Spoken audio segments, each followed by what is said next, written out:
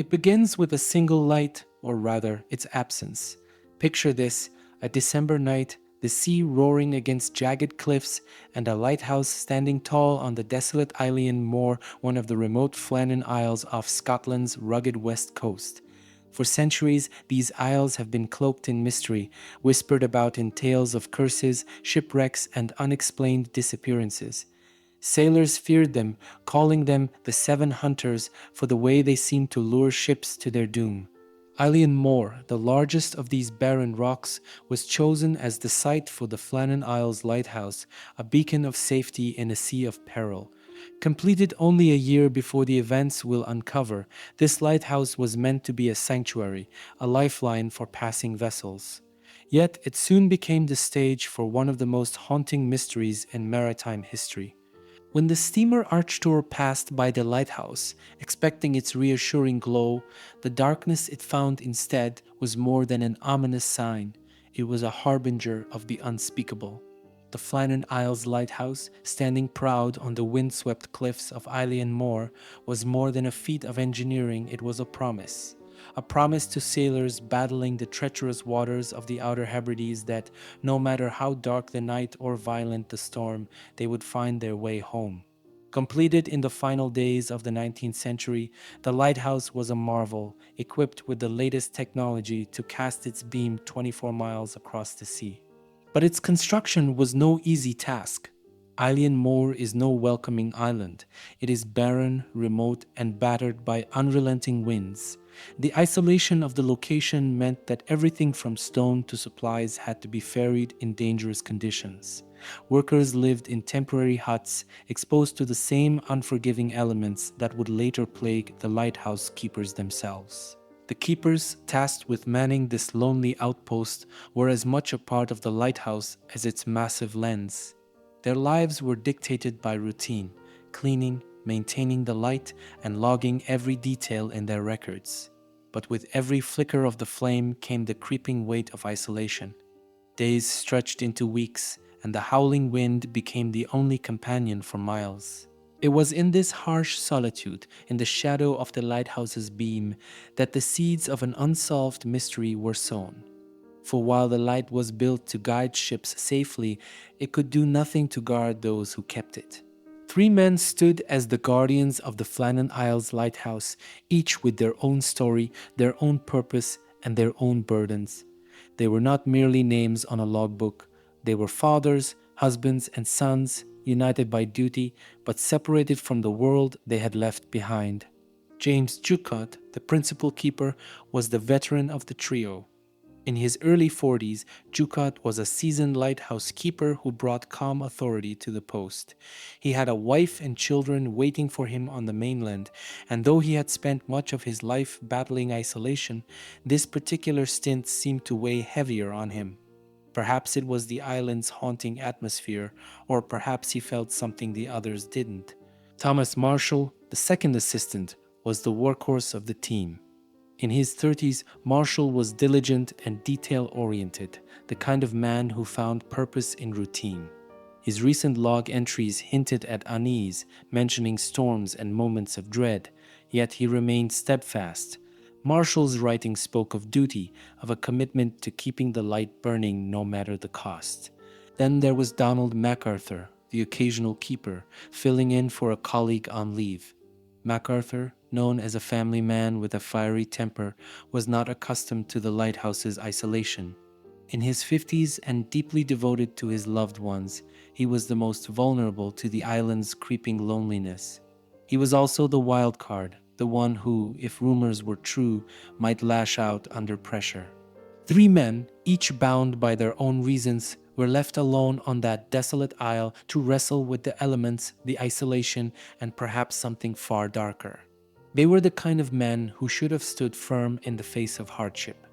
Yet in the end, they vanished, leaving behind only questions and whispers. December 15th, 19, the steamer Archtor cut through the icy waters of the Outer Hebrides, its crew scanning the horizon for the reassuring pulse of the Flannan Isles lighthouse. But as they approached Alien Moor, something was terribly wrong. The lighthouse, which should have been piercing the darkness with its powerful beam, stood eerily silent. Its light, a lifeline for sailors navigating these perilous seas, was absent. The weather that night was unforgiving. Waves towered like liquid mountains, crashing violently against the cliffs of the island. The wind howled like a living thing, a banshee shrieking its warnings to anyone who dared venture too close. The crew of the Archtor might have assumed the keepers had been overwhelmed by the storm, unable to tend to the light in such chaos. But seasoned mariners knew better. This was their duty. Storm or no storm, the light must never falter. The captain made a note of the extinguished lighthouse in his log, marking it as a disturbing anomaly but continuing on his route. It would be days before anyone on the mainland realized the full weight of what this missing light meant. For on that windswept night, as the Archtor passed in the blackness, the mystery of the Flannan Isles lighthouse keepers was already unfolding, unseen and unanswered. December 26, 1900. The relief vessel Hesperus cut through the cold, churning waters towards Eilean Moor, bringing supplies and a replacement keeper for the Flannan Isles lighthouse. Captain James Harvey and his crew expected a routine handover, but as the island loomed into view, unease crept over them. The lighthouse stood in eerie silence. No welcoming flag fluttered from the pole, no figures moved on the shore to greet them. The light, which should have been shining like a sentinel over the sea, was dark. Captain Harvey sounded the ship's horn and fired a flare, but the island remained deathly still. Something was wrong. Joseph Moore, the relief keeper, was the first to step ashore. As he climbed the steep, rocky path towards the lighthouse, dread gripped him tighter with every step. When he reached the entrance, he found the door firmly closed but unlocked. Inside, the scene was chilling. The air was damp and still. A meal sat untouched on the table as if abandoned in haste. An overturned chair lay nearby, and the clock on the wall had stopped.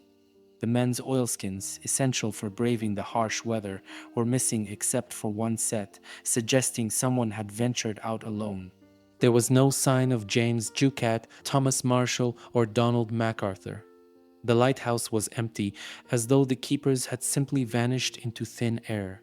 Moore retreated to the Hesperus and relayed the grim news to Captain Harvey, who immediately began a search of the island. But the result was the same. No footprints, no clues, no trace of the three men. The Flannan Isles lighthouse, meant to stand as a beacon of safety, had become the heart of a chilling enigma. What had happened to the keepers on that storm-battered rock, and why did it feel like the island itself held its breath, guarding its secrets? As Joseph Moore stepped into the Flannan Isles lighthouse, the chill in the air felt heavier than the biting winds outside. It was a stillness that whispered of something unnatural. The first room he entered was the kitchen, and it told a story, though one that raised far more questions than it answered. A meal sat untouched on the table, the plates and cutlery laid out as if the men had been called away in the middle of eating. Bread and meat lay untouched, and a chair near the table had been knocked over, lying awkwardly on its side. It didn't look like the work of a storm. It looked like the kind of abrupt chaos that comes when someone is startled or panicked. Moving further into the lighthouse, Moore noticed the clock on the wall. Its hands were frozen, stopped at an unknown hour, a silent witness to whatever had unfolded here. The fire in the hearth had long since burned out, leaving behind only cold ashes, as if no one had tended it for days. In the cloakroom, only one set of oilskins, a heavy waterproof garment essential for facing the brutal elements, remained. This was strange. Standard protocol dictated that at least one keeper should always remain inside, while the others handled outdoor duties. The missing oilskins suggested that two men, if not all three, had ventured out. But why and where? Despite searching every corner of the lighthouse, Moore found no evidence of violence or a struggle. No blood, no broken glass, nothing to suggest an attack. It was as if the keepers had simply walked out and vanished into the storm. The lighthouse stood as a time capsule, frozen in the moment of their disappearance, each detail deepening the mystery. What could have compelled them to leave their sanctuary so suddenly into the jaws of the unforgiving sea and storm? Each clue seemed to whisper of a secret the island refused to share. The scene inside the lighthouse whispered of something amiss, something far beyond the ordinary. Among the scattered details, one object stood out: a single overturned chair near the kitchen table. Its placement was not random. It lay awkwardly to one side, as though someone had risen abruptly, perhaps in fear or alarm. Was it the result of an argument, a desperate call from outside, or something no one could have anticipated? The untouched meal on the table added to the sense of urgency. Bread and meat, half prepared, lay abandoned, suggesting the keepers had been in the middle of their daily routine when something interrupted them. Not just interrupted, but compelled them to act immediately, leaving no time to finish even the most basic tasks. Then there were the oilskins. Two sets missing, one remaining. This implied that at least two keepers had ventured out, possibly together, in the midst of severe weather. But why? The lighthouse was their refuge, their sanctuary against the fury of the elements. Leaving it in such conditions would have been unthinkable unless something beyond the norm had driven them to act. There were no signs of violence, no bloodstains, no shattered glass, no indications of a physical struggle within the lighthouse itself. Yet the unsettling atmosphere spoke volumes. Could the missing men have argued? Could tensions, born of isolation and the relentless storm, have boiled over? Or had they been drawn outside by a sound, a sight, or a cry for help that demanded their immediate attention? The clues were frustratingly subtle, leaving more questions than answers. Each detail, the toppled chair, the uneaten meal, the missing oilskins, felt like a breadcrumb in a trail that led only to shadows. Something had happened in that lighthouse, something urgent and unexplainable, and whatever it was, it had taken three men into the unknown. In the days leading up to their disappearance, the Flannan Isles lighthouse keepers diligently recorded their observations in the logbook as protocol demanded. These entries, meant to document routine occurrences, would later take on a haunting significance. They revealed not just the physical conditions on the island, but also glimpses of the keepers' mental states, details that added an unsettling layer to the mystery. On December 12th, the log described severe storms battering the island. Gale-force winds lashed against the cliffs, and massive waves crashed onto the rocks below, reaching heights that could swallow a man whole. Thomas Marshall, the second assistant, noted feeling uneasy about the relentless weather, a rare admission from a keeper used to the harshness of the sea. The following day, December 13th, the tone of the entries grew darker. Marshall wrote of storms worse than anything he had seen in 20 years. He also recorded that James Ducat, the experienced principal keeper, had grown unusually quiet, while Donald MacArthur, the occasional keeper, was weeping. These notes were odd lighthouse keepers were chosen for their resilience and stoic demeanor. Tears and silence hinted at a psychological toll, perhaps exacerbated by the unrelenting isolation and storm. By December 14th, the storm appeared to have reached its peak. Marshall's entry mentioned that the men were praying together, a startling break from the usual tone of these logs. What had driven three seasoned keepers, men of discipline and routine, to such an emotional state? Was it merely the weather, or was there something else pressing on their minds, something they hadn't or couldn't put into words? The final entry, dated December 15th, offered no answers, only more questions. It stated simply, "Storm ended, sea calm. God is over all." A strange sentiment, considering the lighthouse had failed to signal that night, leaving the arch door to pass in darkness. Had the storm truly passed, or had the keepers been misled by a temporary lull? Had they succumbed to something beyond the storm, a danger they didn't fully understand? The logbook, with its cryptic notes and stark emotions, was the last voice of the Flannan Isles lighthouse keepers, a record that hinted at fear, despair, and the unknowable forces that may have sealed their fate. When news of the missing keepers reached the mainland, the Northern Lighthouse Board dispatched Superintendent Robert Muirhead to lead the official investigation. Muirhead was no stranger to the Flannan Isles lighthouse. He had overseen its construction and personally hired the three missing men. Their disappearance was not just a professional matter for him, it was personal. Arriving on Island Moor, Muirhead carefully examined the lighthouse and its surroundings, retracing the final moments of James Ducott, Thomas Marshall, and Donald MacArthur. The clues left behind painted a disjointed picture. The untouched meal, the missing oilskins, and the toppled chair suggested a sudden, hurried departure. Muirhead's attention turned to the weather, which had been violently unstable in the days before the disappearance. At the West Landing, the most exposed part of the island, Muirhead found his most significant clue. Iron railings designed to secure equipment were twisted and bent, and a large piece of rock had been dislodged, seemingly by immense force. The area showed signs of heavy water damage, with ropes and crates scattered as if by a violent surge.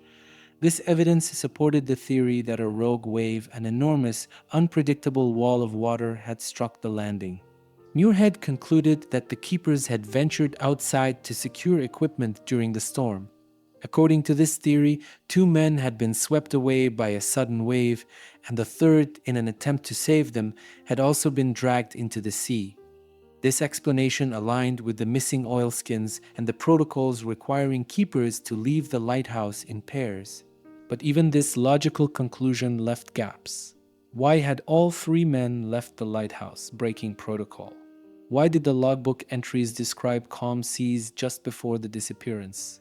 And why had seasoned keepers with years of experience underestimated the danger of the waves? Muirhead's findings, though thorough, failed to satisfy everyone. The stark reality of the physical evidence clashed with the unsettling emotional details found in the logbook. His report closed the case officially, but for many it only deepened the mystery. The island, it seemed, had swallowed not just the men, but the truth of what happened to them. One of the most widely accepted theories about the disappearance of the Flannan Isles lighthouse keepers revolves around the devastating power of the sea itself. Could a freak wave, a towering and sudden surge of water, have been responsible for the tragedy?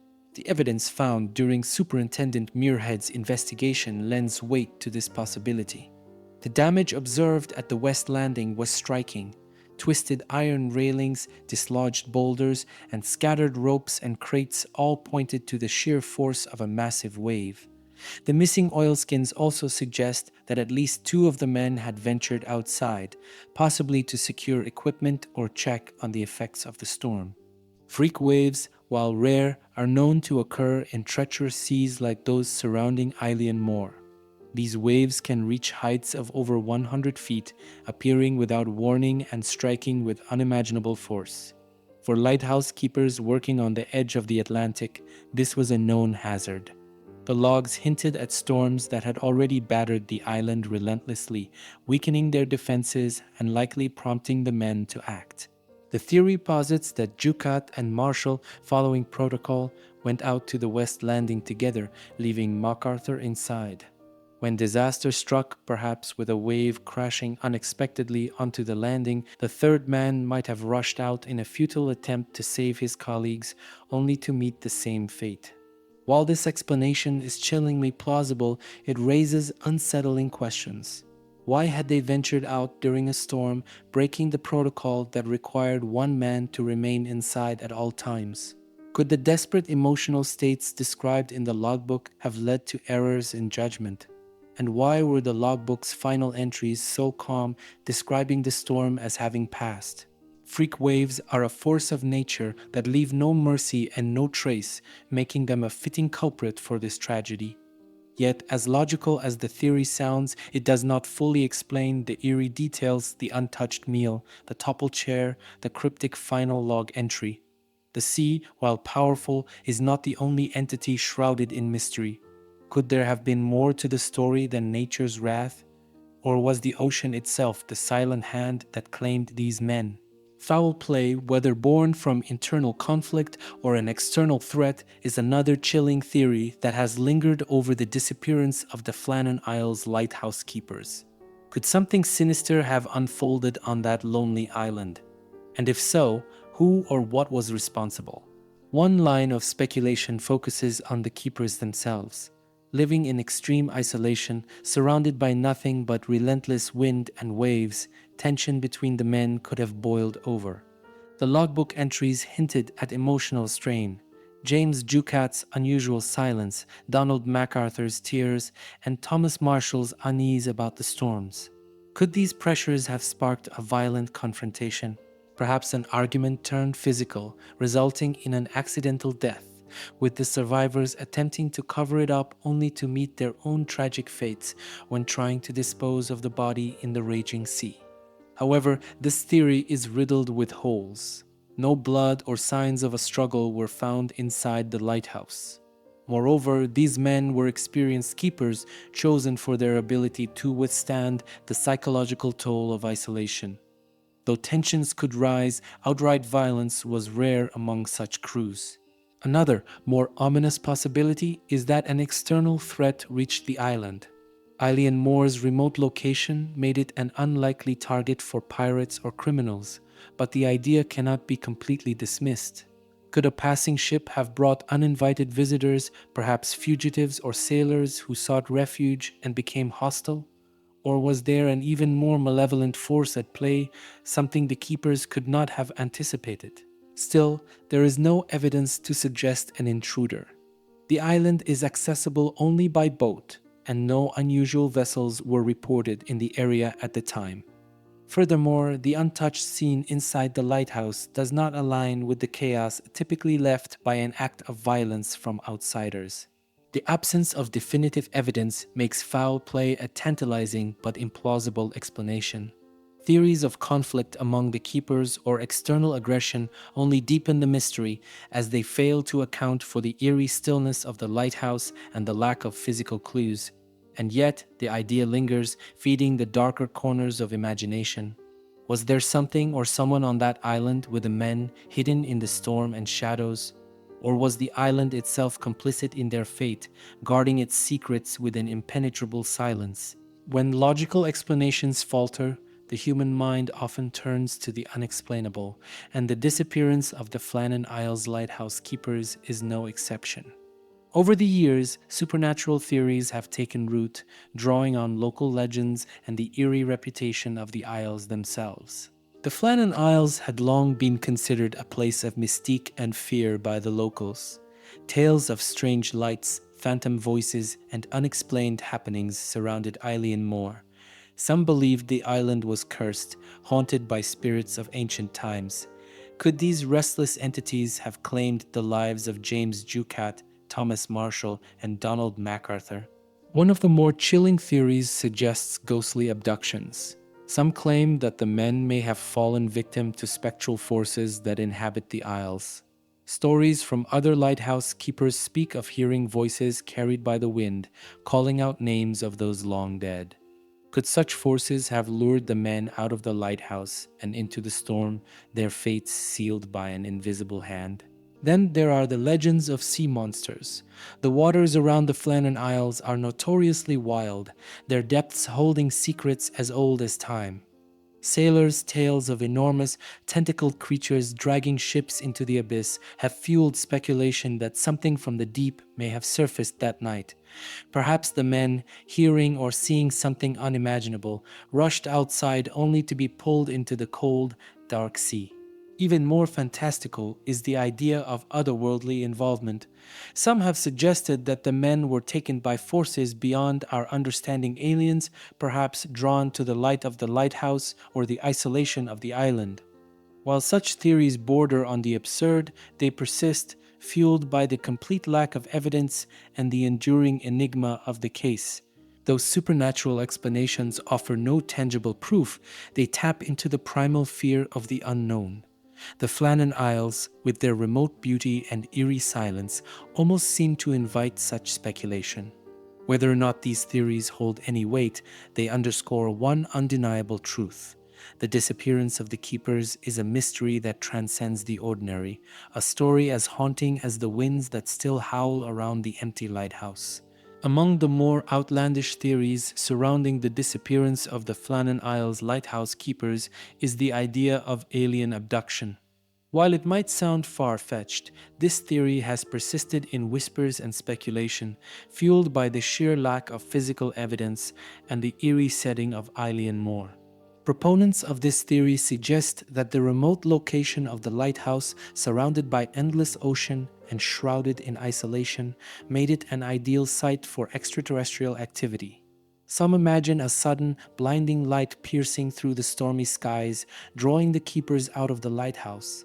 Perhaps they stepped outside to investigate and were met with something utterly incomprehensible, a force that plucked them from the earth and left no trace behind.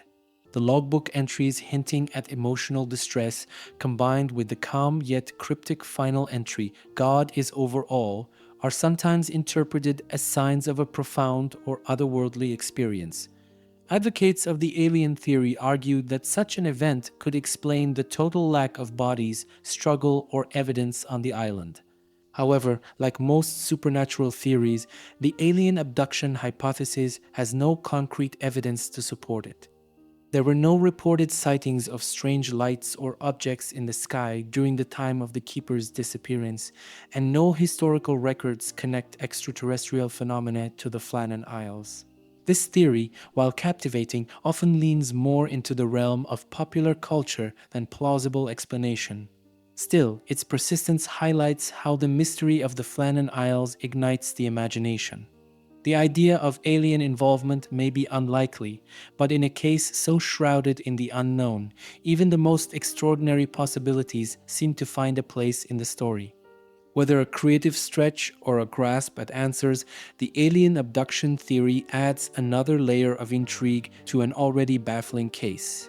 It reminds us that when faced with the inexplicable, our minds often reach for the stars, searching for meaning in the void. Another theory grounded in the turbulent geopolitical climate of the time suggests that foreign invaders or spies may have played a role in the disappearance of the Flannan Isles lighthouse keepers. At the turn of the 20th century, Europe was a powder keg of political rivalries, and Britain's dominance on the seas made it a prime target for espionage and sabotage.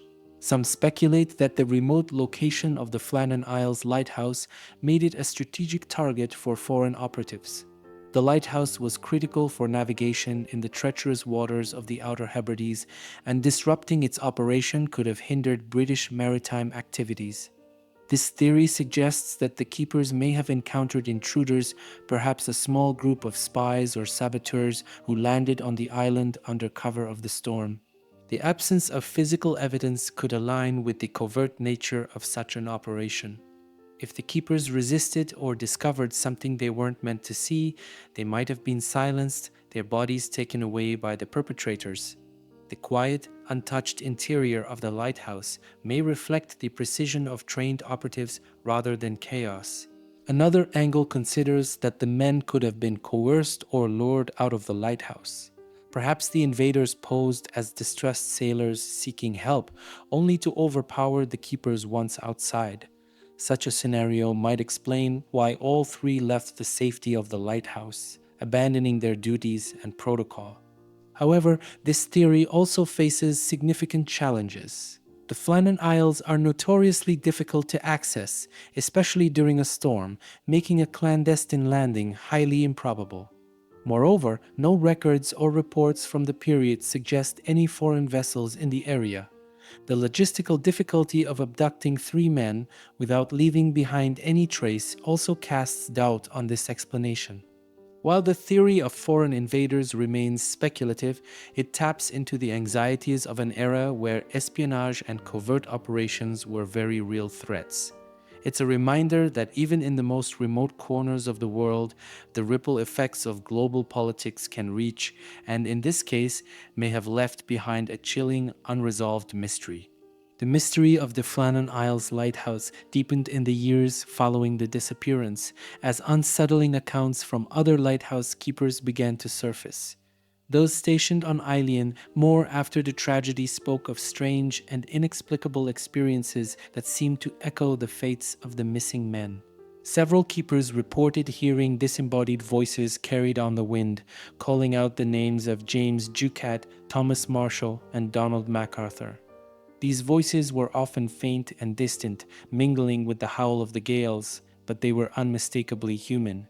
To those who heard them, it felt as though the missing men were still trapped somewhere between the land and the sea, their names an eerie refrain that refused to be silenced. Some keepers also described a sense of being watched while on the island, particularly near the West Landing where the damage from the suspected rogue wave had been found. These feelings of unease were accompanied by fleeting glimpses of shadowy figures near the cliffs, figures that always seemed to vanish when approached. One particularly chilling account came from a relief keeper who claimed to have heard 3 distinct knocks on the lighthouse door one stormy night only to find no one there.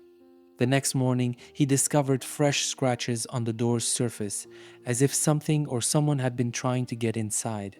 These subsequent sightings and reports, while anecdotal, added a supernatural weight to an already haunting mystery. Whether they were the result of overactive imaginations, the psychological toll of isolation, or something more unexplainable, they became part of the lore surrounding the Flannan Isles. For those who followed in the footsteps of the vanished keepers, the lighthouse was no longer just a beacon. It was a monument to a chilling enigma that refused to fade into history. The Flannan Isles lighthouse mystery has captivated imaginations for over a century, embedding itself into the cultural fabric of maritime folklore and beyond. Its haunting blend of isolation, unexplained disappearance, and eerie clues has inspired countless retellings in literature, film, and oral traditions. One of the most notable interpretations is the 2019 psychological thriller, The Vanishing, starring Gerard Butler and Peter Mullen. Though fictionalized, the film draws heavily from the events at Eilean Mor, portraying 3 lighthouse keepers whose lives spiral into paranoia and violence after discovering a mysterious chest of gold. While the film diverges from the historical account, its atmospheric tension and descent into madness encapsulate the dread that the real story evokes. The mystery has also found its way into poetry and music. W. H. Auden's poem Musique des Beaux-Arts references the human tendency to overlook tragedies like those of the Flannan Isles, while folk ballads in Scotland recount the eerie tale with an air of melancholia, preserving its legend and haunting melodies. In literature, the case has been examined in speculative histories and fictionalized accounts that attempt to fill in the blanks. These works often explore themes of human fragility, the overwhelming power of nature, and the unknowable forces at play in such remote locations. The story's staying power lies in its ambiguity. With no definitive answers, it becomes a canvas for interpretation, a tale that reflects our deepest fears of isolation, the vastness of the unknown, and the invisible forces, both natural and supernatural, that may govern our lives. Even with the passage of time, the Flannan Isles mystery remains a subject of fascination, prompting new attempts to unravel its secrets. In recent decades, advancements in technology and scientific understanding have allowed investigators and researchers to revisit the case with fresh eyes.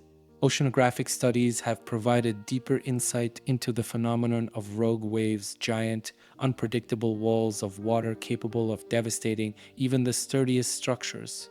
Modern simulations have supported the theory that such a wave could have swept the keepers off the island, offering a plausible explanation rooted in science. These findings add weight to Superintendent Muirhead's initial conclusions, though they cannot definitively prove what happened that stormy night. In addition, psychological research has examined the toll of isolation on individuals in remote environments. Studies of lighthouse keepers and other solitary workers suggest that prolonged isolation combined with the stresses of harsh weather can lead to heightened paranoia, emotional instability, and lapses in judgment. This perspective provides context for the logbook entries describing the keepers' deteriorating mental states. Archaeological efforts on Eilean Mor have been limited, but remote sensing technologies such as ground-penetrating radar could one day be used to explore areas of the island that remain inaccessible. These tools might uncover hidden clues, forgotten structures, buried artifacts, or even evidence of past human activity that could shed light on the island's mysterious history. Despite these advancements, no definitive breakthroughs have emerged. The Flannan Isles mystery remains a haunting reminder that some questions are destined to linger unanswered. And perhaps that is why it endures, because in the face of science and reason, the unknown still has the power to captivate us. Now it's your turn to weigh in. What do you think happened to James Ducat, Thomas Marshall, and Donald MacArthur? Could it have been the unforgiving force of nature, a rogue wave sweeping them to their doom? Or does foul play, internal or external, feel like a stronger explanation? Perhaps the supernatural holds sway in your mind, with whispers of ghosts or something far more otherworldly. Share your theories in the comments. Do you lean toward the logical, or do the strange and unexplained tug at your imagination? Could the missing men have seen something that compelled them to abandon safety?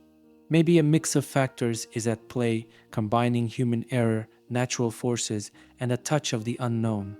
Let's dive deeper into this together. Your perspective could shed new light on the shadows of this mystery. Let's step back and examine what we know. Inside the lighthouse, there was an untouched meal, a stopped clock, and one set of oilskins left behind. Outside, twisted railings and scattered ropes suggested a massive force at work, perhaps a rogue wave. The logbook entries pointed to fear, distress, and unusual behavior in the days leading up to their disappearance. And yet, no bodies, no physical signs of a struggle, and no clear answers were ever found. We've explored theories ranging from the plausible freak waves and isolation-induced error to the fantastical, including alien abduction and ghostly intervention. Each piece of evidence supports one theory while complicating others. The untouched meal suggests urgency, the missing oilskins point to outdoor activity, and the emotional strain in the logs hints at something far deeper than mere routine. So, what's your conclusion? Revisiting these details might prompt you to reconsider your initial thoughts. Was this purely an accident, or was something more sinister or extraordinary at play? The case of the Flannan Isles keepers challenges us to look closer and think harder, just as the investigators and storytellers before us have done. The disappearance of the Flannan Isles lighthouse keepers is more than just a maritime mystery. It is a timeless enigma that continues to captivate. It speaks to the raw power of nature, the fragility of human life, and our endless fascination with the unknown. The isolation of the island, the cryptic clues left behind, and the sheer impossibility of pinning down a single truth make this case unforgettable. Perhaps what makes this mystery so haunting is its lack of resolution. It taps into our deepest fears, the idea of vanishing without explanation, of forces beyond our control shaping our fate. It also reminds us of our enduring need to search for answers even when none can be found. As we leave Alien Moor and its unanswered questions behind, one thing is certain. The story of James Ducat, Thomas Marshall, and Donald MacArthur will continue to echo across the windswept cliffs and crashing waves of the Flannan Isles, just as it echoes in our imaginations. And maybe, just maybe, some mysteries are meant to remain unsolved forever, lighthouses in the fog, guiding us not to answers, but to wonder.